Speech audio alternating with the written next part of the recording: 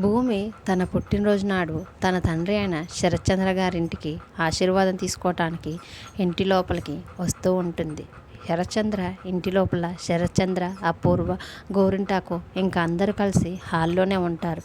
ఇంటి లోపలికి వస్తున్న భూమిని చూసి ఎందుకు వస్తున్నావని ఆ శరత్చంద్ర భూమిని అడిగేసరికి భూమి తన చేత్తో పూలు ఉన్న ఒక ప్లేట్ పట్టుకొని, ఈరోజు నా పుట్టినరోజు నాన్న, నేను మీ ఆశీర్వాదం కోసం వచ్చానని భూమి శరత్చంద్రతో అంటూ ఉంటుంది. అప్పుడు శరత్చంద్ర, నేను దీవించను, నువ్వు తొందరగా ఇక్కడి నుంచి వెళ్ళు అని కోపంగా అంటారు. భూమి మాత్రం, ప్లీజ్ నాన్న, ఈరోజు నా పుట్టినరోజు, నన్ను ఆశీర్వదించండి అనేసరికి శరత్చంద్ర, ఒక్కసారి చెప్తే నీకు అర్థం కాదా అని భూమి చేతిలో ఉన్న పూల ప్లేట్ను గట్టిగా చేత్తో పక్కకు నెడతారు. వెంటనే పళ్ళెం ఎగిరి అవతల పడుతుంది. తర్వాత అపూర్వ భూమిని, ఒక్కసారి మా బావ చెప్తే నీకు అర్థం కావట్లేదా అని భూమిని మెడపట్టుకొని వచ్చి బయటికి వెంటేస్తుంది. తర్వాత భూమి కింద పడి ఎంతో బాధపడుతూ అక్కడి నుంచి వెళ్ళిపోతుంది. శరత్చంద్ర శోభాచంద్ర గారి ఫోటో చూస్తూ గ్లాసులో ఉన్న మందు తాగుతూ చాలా బాధపడుతూ ఉంటాడు.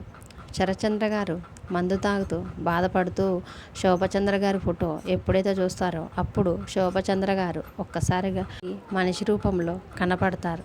బావ, నేను ఎలా చనిపోయానని అనుకుంటున్నావని శరత్చంద్ర గారిని అడిగేసరికి, నువ్వు కంపెనీలో జరిగిన ఫైర్ యాక్సిడెంట్ వల్లనే కదా నువ్వు చనిపోయావని శోభాచంద్రతో అంటూ ఉంటాడు. అప్పుడు శోభాచంద్ర, కాదు బావ, మన ఇంట్లో ఉన్న అపూర్వనే నన్ను చంపేసింది అని శరత్చంద్రకు చెప్పేసరికి శరత్చంద్ర ఒక్కసారిగా షాక్ అవుతాడు.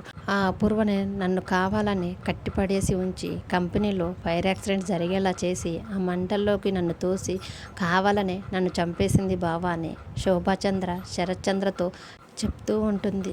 నిజం తెలిసిన శరత్చంద్ర గారు ఎలాంటి నిర్ణయం తీసుకోనున్నారో ఈరోజు జరిగే ఎపిసోడ్లో చూద్దాం. Thanks for watching.